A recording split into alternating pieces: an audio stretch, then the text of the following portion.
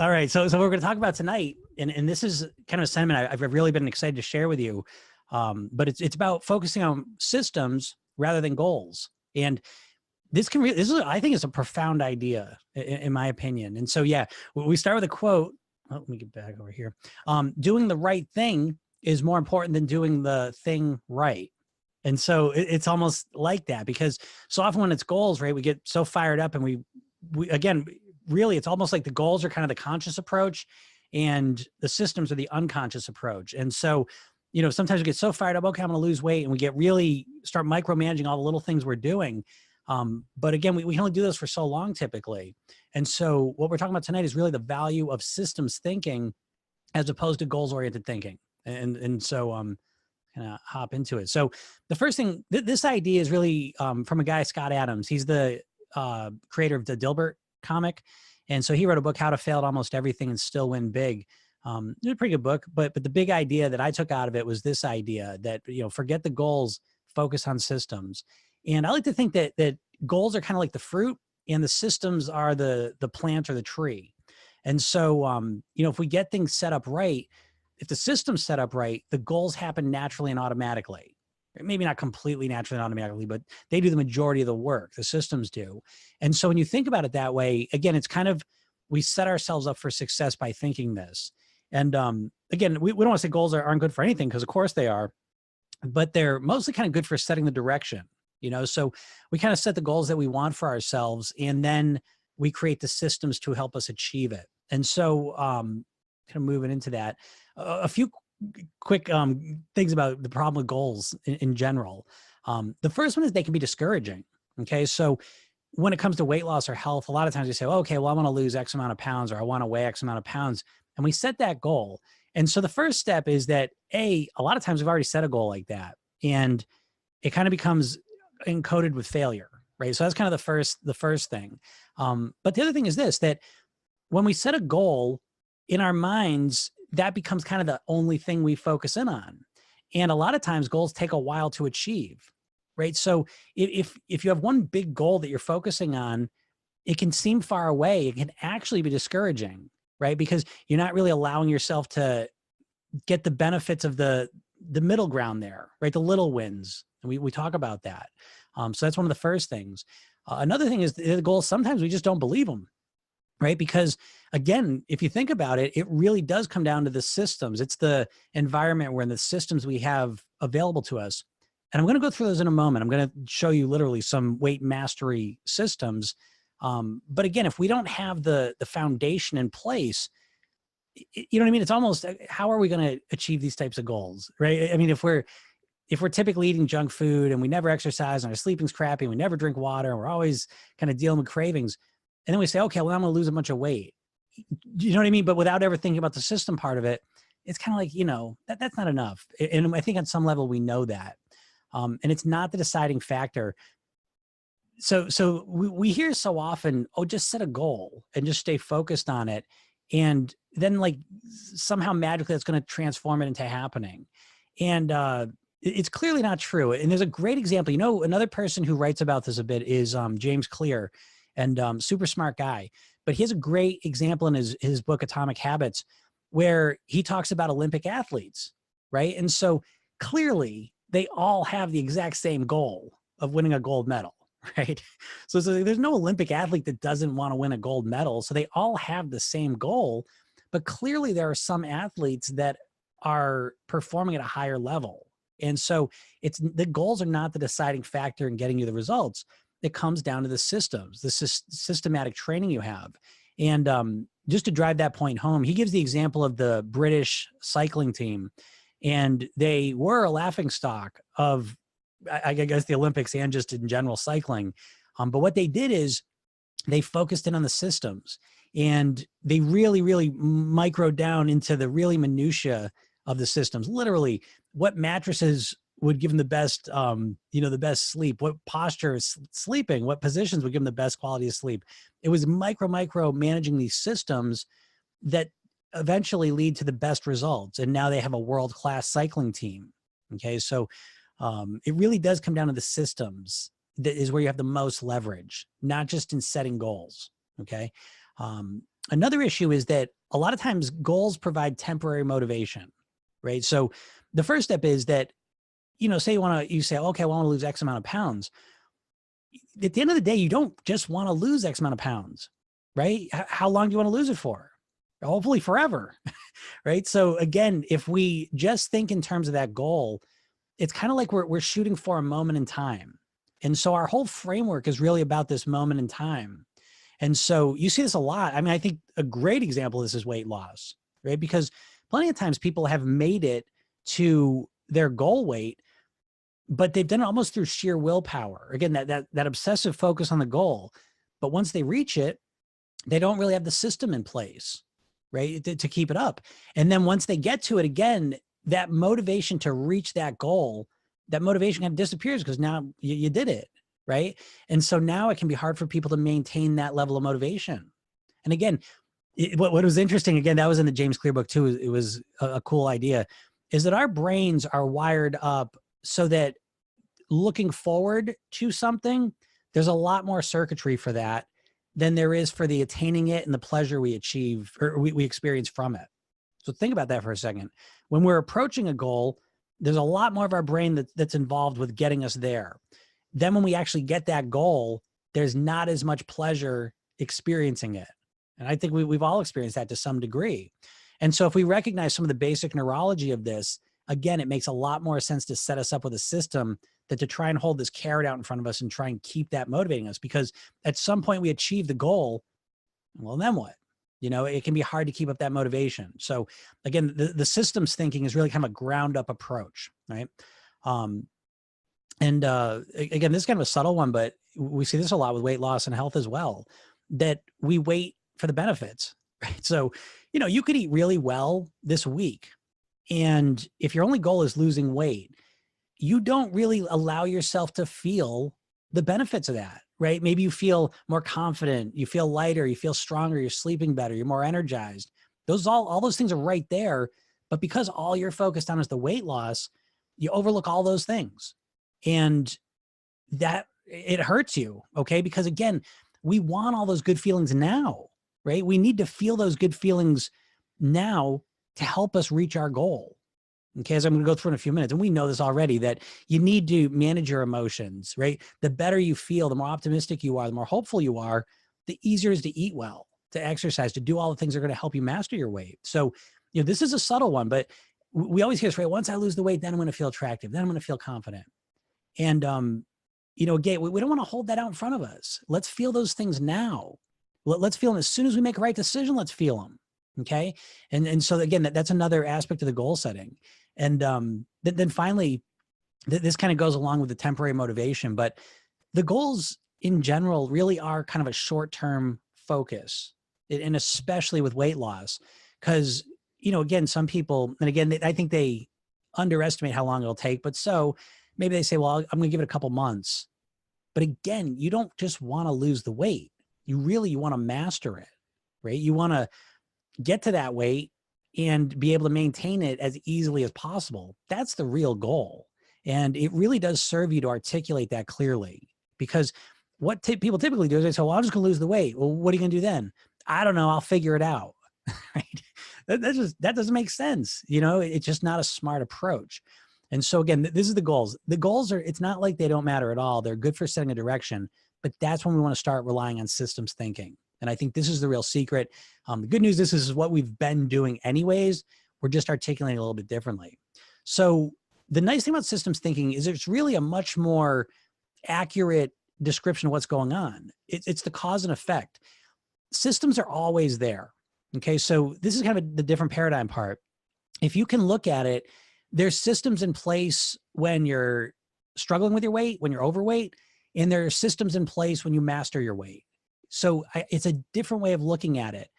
Again, the big distinction I like to make is that, your weight's really not a conscious thing. There are so many factors that go into your weight. There's so many decisions to be made that to try and make them all consciously is almost impossible. It's overwhelming. And so I would suggest that you start looking at big things like your weight that involves all these things that we'll go through in a second.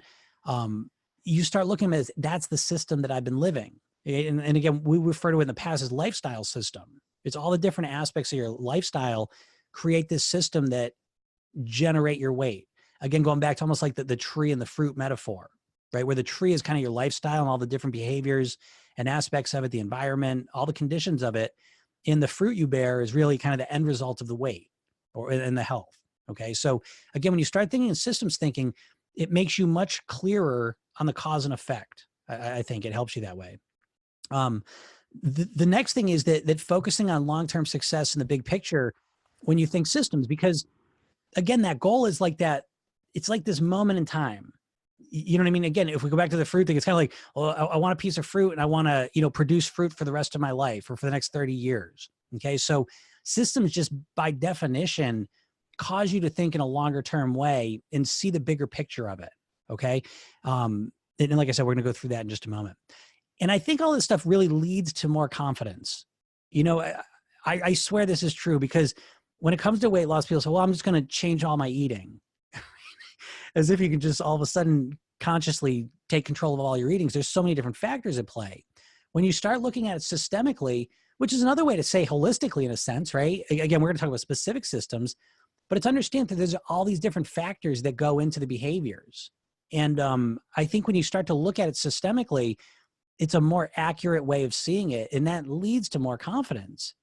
Yes, it's harder without question, by the way. So the goal thing in a sense is easier because it's like, okay, well, I'm just going to do this one thing or I'm just going to do this stuff for a little while and get to that goal. But the systems thing, there's more pieces. And so it's going to take longer. It takes a little more effort without question, but you're creating a firmer foundation. You're creating a system, and that's really the goal here is we're looking to create and implement a lifestyle system that allows us to maintain our goal weight. And so again, I think it's a much more accurate way of seeing it. And again, as I say here, it's really about your continued success. It's not just about the weight loss. The weight loss is just that first phase. Ideally, we want the weight loss phase to be, again, depending on how old you are, if it takes you 2 years and you want to live it that way for 40 years, right? What percentage is that? 5% or something, So, or 8%. I don't know. My kids do the math and talk at the same time, but you see what I'm saying? We want to think of the weight loss as really kind of this phase, almost like college, right? So it's like, you study for 4 years to get this mastery over a subject and maybe you get a master's for another couple of years, but then that's your foundation. You know what I mean? And you build on top of that and it's a firm foundation. A lot of times when it comes to weight loss, people, they don't feel like they have a foundation. And again, I like the metaphor. It's almost like they're building their house from the roof down. And so again, the systems, when we start to understand them first, and then we start to tweak them and implement them, that's the way we want to go. So let's just talk about kind of some weight mastery lifestyle systems. And so it's just another way to look at what we've talked about in the past here. So the first one is eating systems, right? Because primarily your weight is really a reflection of your eating, and so specifically we're talking about calorie consumption, right? The amount of calories that you're consuming and the composition. They're both key. And so what you do is you work to cultivate an eating system that supports the weight that you want to live at. It's almost like, I know that this doesn't sit well with people sometimes, but in reality, it's like you don't really have to lose weight. If you could start looking at this process as you're going straight to the maintenance phase, right? So say you want to weigh X amount of pounds and you start figuring out, okay, how many calories do I think I need to be? What do I think I need to do? And you start thinking to yourself, okay, I want to master the maintenance phase. Well, the weight loss phase will happen naturally. You know what I mean? So it's a paradigm shifter, but it feels better, I think, because again, the weight loss phase can become all consuming and we know that's just a phase, So again, when we talk eating systems, we want to master calorie consumption and composition. And I think both of those are important. They both affect each other. And so again, it's a little bit of trial and error.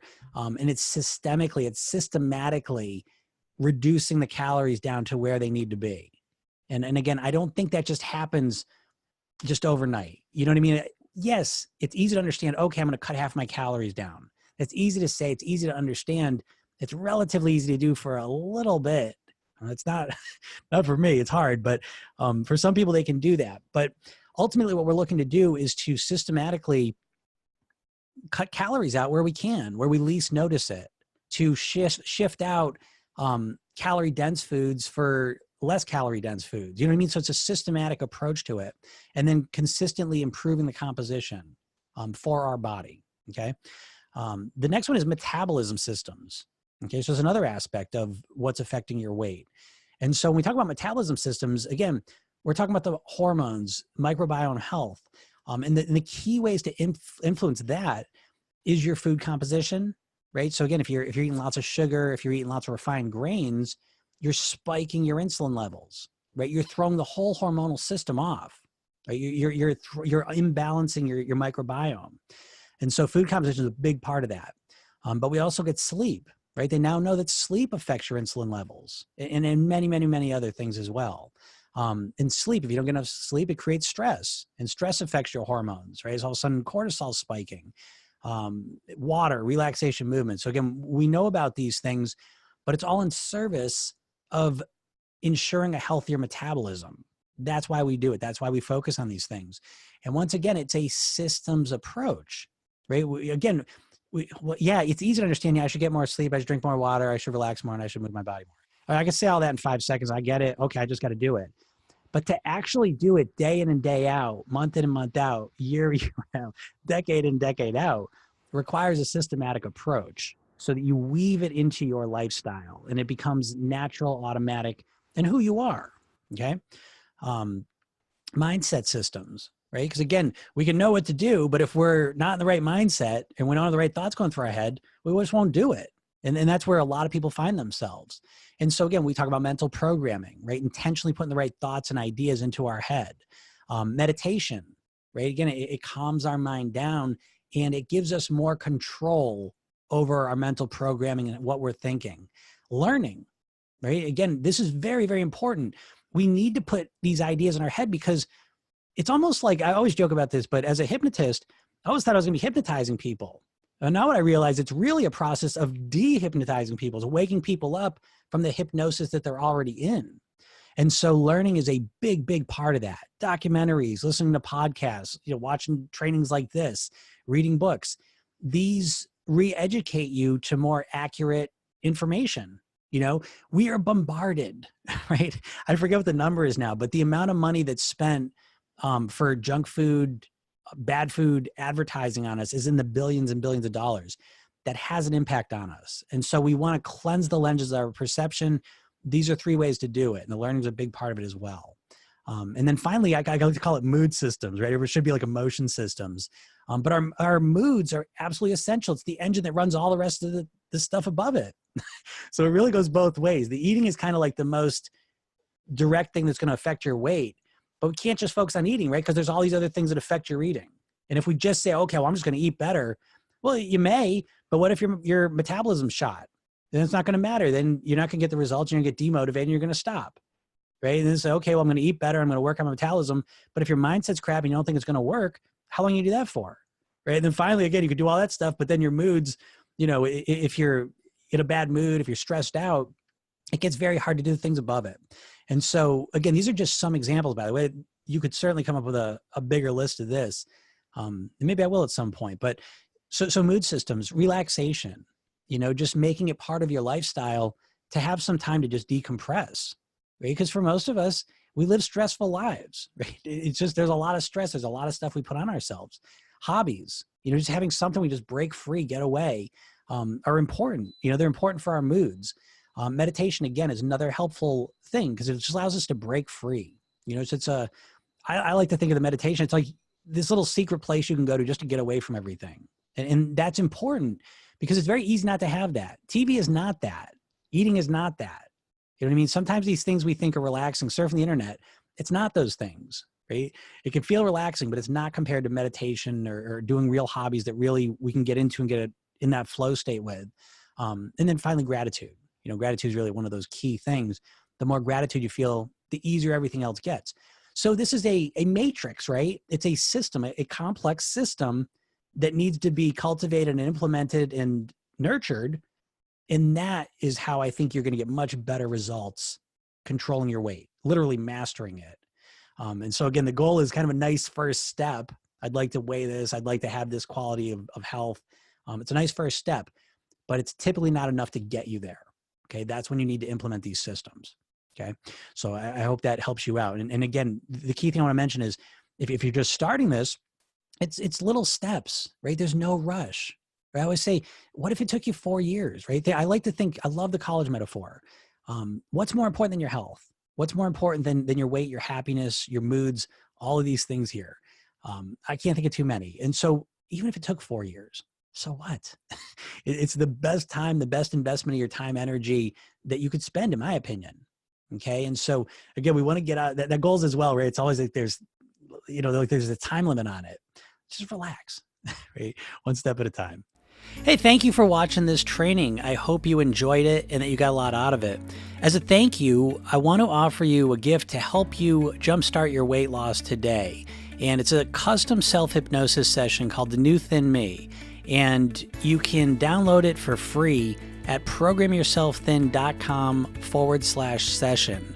And again, it's completely free. You'll go there, you'll answer a couple questions, and you will get a session that is customized to your situation to help you get fired up, to get motivated, to do the things you need to do to really get the body and the health that you truly desire and deserve. So again, I want to thank you, and you can get that session at programyourselfthin.com/session. Have a great day.